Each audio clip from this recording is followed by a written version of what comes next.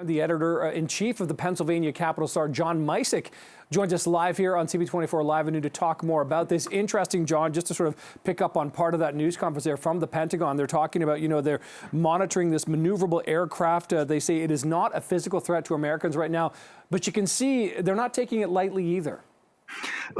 No, I mean, this is, an extraordinary incursion by the Chinese over American airspace. I mean, the Chinese have tried to explain it away as a civilian weather balloon, but the fact of the matter is it's floating over Montana, which is the site of ICBM silos. And it really speaks right now to the brittleness of the relationship between the United States and China. And we've seen Secretary Anthony Blinken cancel a planned trip.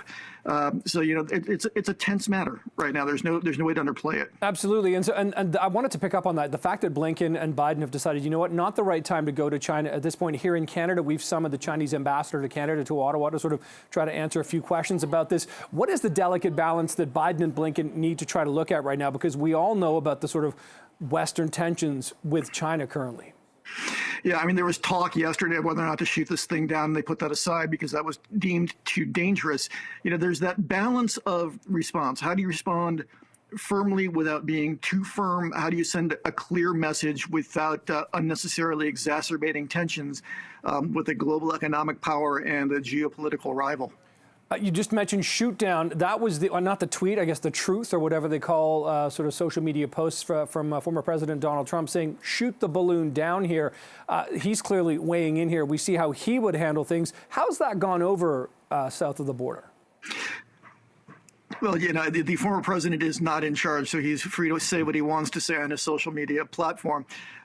We've heard that talk. Why wouldn't we take a stronger line on this? But again, this goes to the delicacy of this matter. Would shooting down this balloon be construed as an act of war? And is that how you blunder your way into a war into the Pacific? It's a hugely delicate matter, and certainly everyone's been talking about this on our side of the border this morning. No doubt about that, John. And let's pick up on what you talked about. It's flying over Montana, a very sensitive area. Can you give us a little more detail about what exactly would be so key to find out about that sort of missile area, the nuclear missile area in Montana?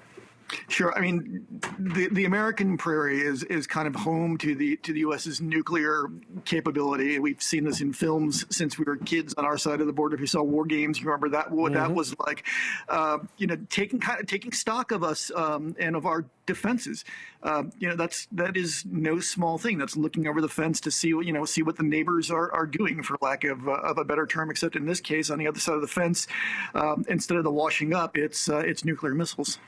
Yeah, exactly. And the other side of the fence is way up high in the sky, it seems, as well, there as they're peeking in. Okay, John Misick, always good to chat with you, editor-in-chief, Pennsylvania Capital Star. We'll talk again soon. In the meantime, have a great weekend.